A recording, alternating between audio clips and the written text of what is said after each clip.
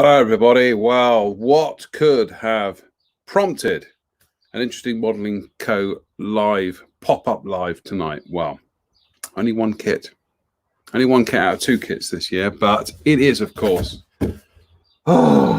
special hobby, 30-second scale Westland Whirlwind. And I've noticed that they've marketed this as F Mark 1 Cannon Fighter, which we'll come to in a minute. But that's, it's gorgeous. Look at that. Now, let me explain my history with the Westland Whirlwind aircraft. I'll probably explain this on the Sunday show the other night. It goes back to when I was a kid. My father built me this kind of squadron of aeroplanes, and included in that squadron was the original Airfix 72nd scale Whirlwind, which at the time would have been the polybag one. Not a very accurate kit. They redid it in the late 1970s with a brand new tooling. Anyway. And I fell in love with the aeroplane. It just, something about that skinny fuselage, that pencil fuselage, those egg-shaped engines, that slim wing and that ridiculously high tail, and then the four guns in the nose. Brilliant. How could you not like the Westland Whirlwind? I actually got around to building one in the 80s with the Airfix reissue. The Airfix second tooling, which was a completely new tooling. It wasn't a retooling, it was a brand new tooling. And over the years, I've built a couple of the Airfix ones, and I actually think it's probably easier to build than many of the limited run kits that have emerged since then. In 48 scale, we've had Classic Airframes have done it, Trumpeter have done it, and I do seem to remember, I think I've got it up in the attic, somebody did a 32nd scale vac form, which is best be described as some vague whirlwind shapes pulled over some plastic. It's not brilliant, really not very good at all. So now we have this, which is, well, I'll tell you right now, it's gorgeous. But we'll go on and have a look at the kit and talk about it for a few minutes this evening. We're not going to be too long tonight. So let us jump straight in with the fuselage, and there we go. As you can see, Special Hobby have molded this full length, save for the nose cap, which is separate. So there's no kind of breaking down of the parts into complicated assemblies. There's no need for it, because literally there are only essentially two versions of the Whirlwind, the fighter and the bomber version, of which they are pretty much identical. So it's very conventionally done. Rudder is separate, as is the tail light there, and molded inside the fuselage. You can see they've got a little bit of molded detail for the cockpit sidewalls, which is, for me, that's perfectly fine. That's absolutely bang on for me. What you probably can't see in these photographs, and I will bring up an image to show you, is the surface detail. And the surface detail is very crisply recessed, but also there is quite a lot of recessed riveting on the fuselage and wings. Some of it is very, very subtle, almost subtle to the point that I'm wondering how much it's going to survive under a coat of paint, let alone a coat of primer. But as you can see there, it is beautifully done. It is really, really nicely done. And you can see how on the wings, they're probably a little bit better defined. I think some of this is to do with draft angles and whatnot. But there's the reinforcement plates for the fuel tanks. And the surface detail on this is absolutely gorgeous. It really is. And you're going to have a lot of fun enhancing that, and washes and things. So yeah, absolutely from the box, Special Hobby have really nailed the surface detail on this. As I say, fuselage halves are molded in single pieces, and we'll come to the detail parts in a second. Then we come to the wings. The wings are really quite extraordinary. This is the first time I think I've ever seen this in a Whirlwind kit. I haven't tried to squeeze it under the camera here, and they've molded the wings completely upper and lower. Now, I've not built the Classic Airframes or the Trumpeter kit. I haven't gone anywhere near the Trumpeter kit. But all other Whirlwind kits prior to that have always done the wings as separate left and half top and bottom pieces that butt join onto the fuselage. So this is novel to me, at least, but other companies may have done this with their Whirlwind kits. Again, the surface detail is absolutely gorgeous. If I turn it to the light there, you probably can just catch some of those recessed rivets and fasteners that we saw in the other photograph. One observation I did make is that when you go into, especially here on the mating surface, there's a little bit of, I wouldn't call it contamination, but a little bit of roughness, which perhaps belies the fact that these are kind of steel, full strength steel industrial tools, but perhaps just still a notch down from the likes of Edouard and Tamiya. But we're talking a notch. We're only talking degrees of finesse here. Other than that, it's a nice hard plastic as well. There's parts for the radiator there are also molded on the insides, and in fact there is also here some very nice, again, recessed kind of rivet and panel detail, some of which does fade in and out a little bit, but I'm nitpicking. I'm mentioning it simply because it is, it is there. One thing that is noticeable is that the wings, the control surfaces and the flaps are all molded shut. So if you do want to deflect them or have the flaps molded open on this, then you are going to have to do a little bit of modeling yourself. But that's, again, I'm being, I'm pulling up on small points here. Frankly, I don't care, because it's a 32nd scale Whirlwind, so I'm happy to have this as it is, and it certainly helps keep the price down by not having too many parts in this kit.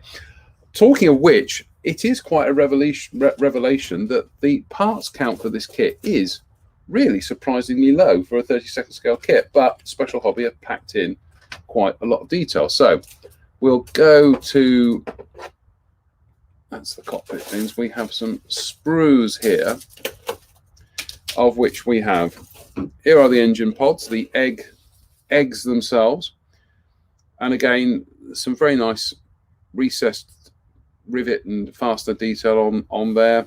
They've also molded some details on the inside.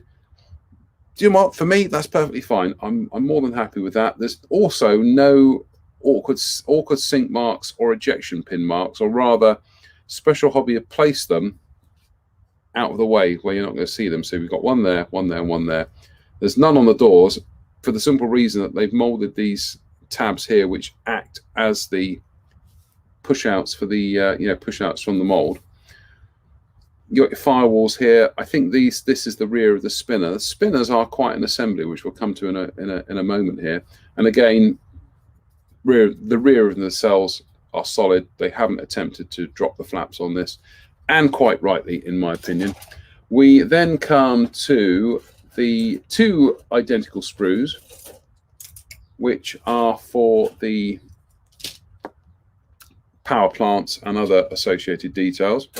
So here we have prop blades, the spinner wheels, a little bit of flash on the edge there, but again, you're coming into this expecting to have a little bit of a little bit of work. This is by no means really low quality short run stuff. This is high end. This is, like I say, this is industrial grade injection molding now, but like I say, there are going to be some areas where you are going to have to do a little bit of modeling. So yeah, a little bit of flash there, but that's nothing there. Weighted tires, that's a nice touch. Noticeable on here, which are marked for not for use on this particular version, are quite evidently the bombs and the sway braces and the pylons. So clearly Special Hobby will be releasing this in another version as a whirly bomber. Again, two of these sprues. Rather curiously, Special Hobby also include quite a lot of detail for the propeller hub, which just doesn't get seen at the end of the day. So that's interesting. We'll see that on the instruction sheet in a while, but it's nice. It's nice that it's there, but it's just not required on the finished model. Then we have parts for the radiator here, the exhausts. We have the nose cap, which is molded in one piece, for which the guns protrude through. These are the innards of the radiator. We've got, I think that's that's the tail wheel doors there.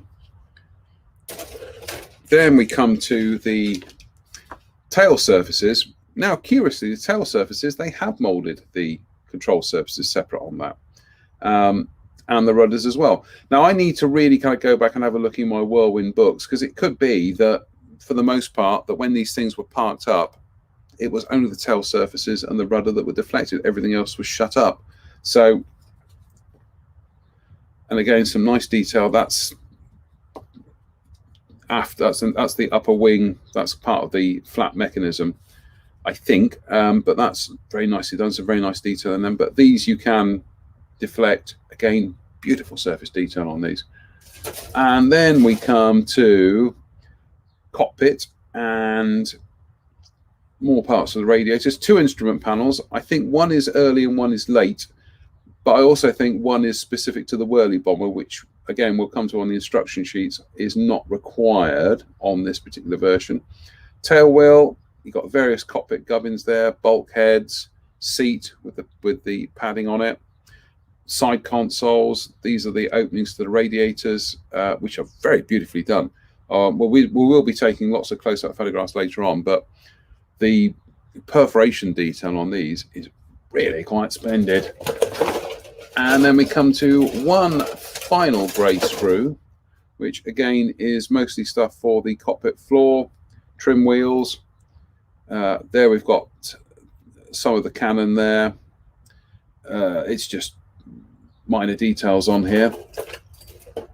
And then we have the clear parts. He said reaching across to find the clear parts. Oh, what's he done with them? Here we go. Clear parts. The clear parts I've left in the bag. Oh, we'll take them out. What the hell? I've kept them in the bag because some bits have actually come off. Rather neatly, Special Hobby have molded the windscreen with part of the forward fuselage as well. So we'll wait to see how well that blends in, but that certainly hopefully makes a better join for the windscreen. Rear sliding section, I have to say they're clear, but they could be clearer. I think this is probably the weakest part of the kit. We've also got landing lights, wing lights. Rattling around in the bag are also the wingtip lights there, which have actually come off the sprues. So that's a good reason why we should pop this back in the bag. I'm sure somebody will come up with some vac form canopies for this at some stage. So as you can see, there's really not a lot of bits in this kit. The construction on this is really quite light. Let's have a look at the. Unfortunately, let me just move the light back a bit because it's a little bit strong, or indeed we'll knock it down a notch. General sprue layout. As I say, there are bits you can probably see here that aren't required, which are for the Whirly bomber, including an extra instrument panel. Instructions are very nicely done, very clear. I also like the way that they kind of highlight the steps and give you color details as well. See, we've got some rudder control cables there running through there. Side consoles. Cockpit looks pretty good from the box, really. I'll be building mine from the box with probably a couple of scratch built things. I won't be using any aftermarket on this at all. Going on to the construction of the radiators here, which are really quite an involved construction, but I think they're going to. It will show on the finished model. It's nice to see that they haven't skimped on the detail for these parts. The engines are actually relatively simple in terms of the number of bits that go in there, but you could probably add some wiring and other bibs and blobs. And then we come to we haven't got to the props yet. Guns, tail wheel, stating the obvious here, I know. Undercarriage legs. Rather curiously, the seat comes in at this stage. Yes, then we come to the prop. Now look at this. So you're putting it onto the boss there. Then you've got a hub.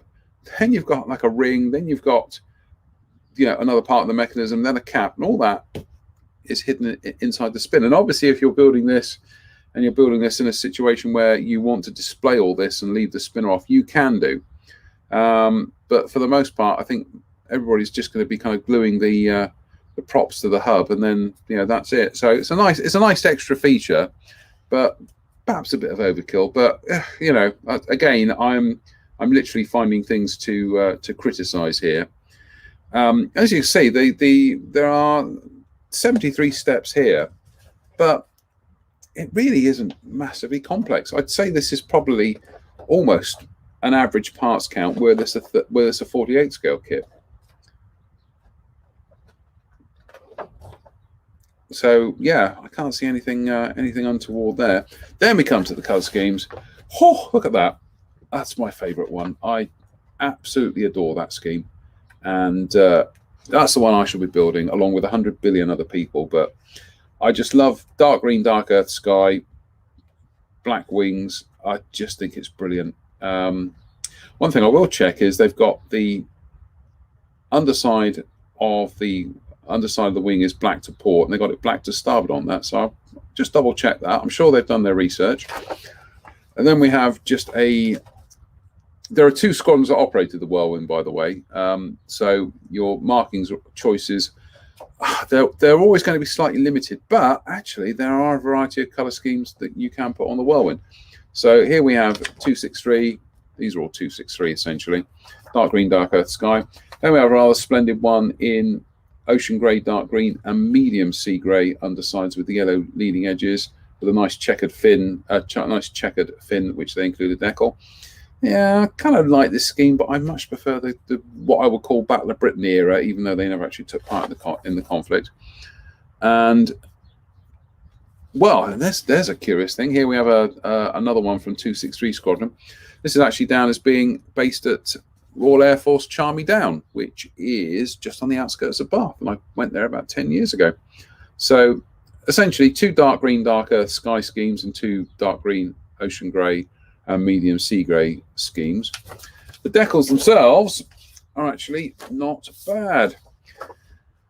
They're all in register, which is good. The proportions of the roundels are spot on. The colours are they're fine as far as I'm concerned. The medium sea grey looks a little bit dark on the decal sheet, but it's one of those contrasting things. When you actually get it onto the camouflage colours, it will probably lighten up a bit. Certainly the colours for the reds, the blues, and the yellows look fine to me. Perhaps the yellow could be a little bit more golden, but again, it's not like it's an insipid yellow colour. You've got decals there to go on the instrument panels, some stenciling, which the Whirlwind wasn't massively covered in stenciling, and serial numbers, of which they seem to have picked up on the different styles of serial numbers as well, with the different interpretations of the 6s, which is always good. In fact, I'm just checking something out. I need to go away and check something on that, but that all looks good. These are slightly glossy, which is fine. The actual printing is spot on. They're nice and thin. I'm just looking at the decal film on them, the carrier film. The carrier film is actually really quite nice and light. It's not overly obtrusive. And I've also got nice little spider's webs in between to hold the shape of the decal as well. You know, and these are printed by Cartograph. There you go. So, you know, satisfaction guaranteed. So yeah, overall, I am really, really impressed with this. It's a dream come true for me. This year, we're getting a 32nd scale Whirlwind and a 48 scale Chipmunk. Wow, what a great time to be a modeler.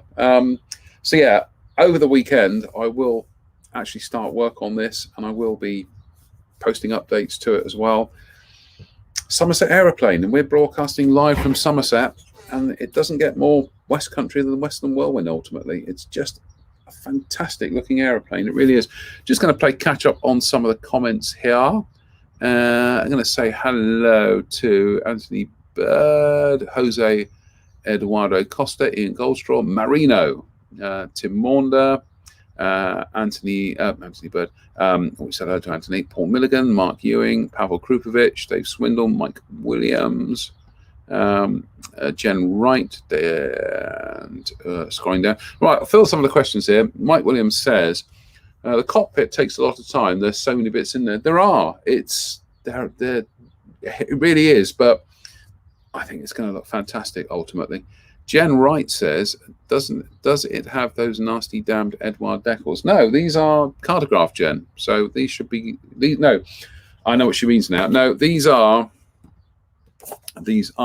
proper water slide decals that you'll put in a saucer of tepid water and slide off. These aren't those kind of weird semi kind of water slide Letraset things that Edouard have been trying. So no, these are conventional stickers that you put on a gloss surface. Mike says no, normal Cartograph instrument panel decals went down beautifully. Mine came courtesy of Mr. Andrew Hills at Antics, and they're doing them at the moment. The flyer I've got here says they're doing them for £56 and 75 pence of your earth money. So head over to Antics and have a look. But I know Jadlam has sold out of them. It's a very popular kit. So thanks to Andy for this one. Yeah, I can barely contain my excitement. It really is one of those kind of dreams come true to actually have a big 32nd scale model of a Whirlwind now. Such is my kind of joy at this that I am actually going to get a whole new set of display cabinets, so that this can be the first one to actually go in there and getting some of those nice vertical glass display cabinets you see in IKEA.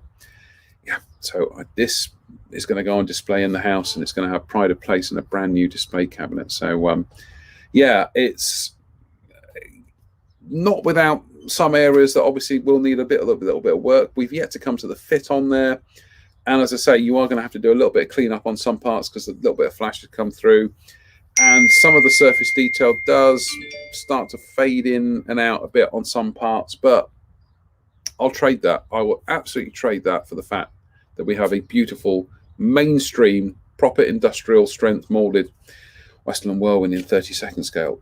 Ooh, honestly. I need to have a lie down now. So we will probably be talking about this more on the Sunday show. And like I say, we're posting more updates and bits and pieces in the meantime. But yeah, fantastic. Hopefully, Special Hobby scale this down to 48 scale, which would be nice. Nice to have an actual decent, accurate 48 scale Whirlwind. And when I can find my Kookaburra book, which is in the bookshelf over there somewhere, I will be going through this with a bit more of a fine tooth comb just to check some of the shapes and details. But shall we say, compared to the horror that was the trumpeter kit, this does look to have got most of the shape nuances spot on. Tim also mentions the Cooper Models vac form kit that Roy Sutherland did nearly 30 years ago, which is probably one of the best Whirlwind kits there has ever been. Vac form, but with resin bits and pieces. But yeah, this is brilliant. I love it. Anyway, look, I need to, like I say, I need to stop eulogizing. I'm going to have some food. So thank you for turning up tonight. Mr. Hills has turned up, and he says, yep, be quick, only a few left. So like I say, if you head on over to anticsonline.uk, I think is the website address. I am going to have so much fun. It's unbelievable. And I will share every step of the journey with you, including the ups and the downs, including making sure I choose which choice of dark green and dark earth I use on this, because I've got some of the SMS paints to try out. But when I get around to painting this, I want to make sure those paints are pucker, spot on. So that's it for now. Enjoy the rest of your evening, and we'll be back on Sunday night with the usual live news show. Until then, stay safe, stay out of trouble, and see you again. So bye for now.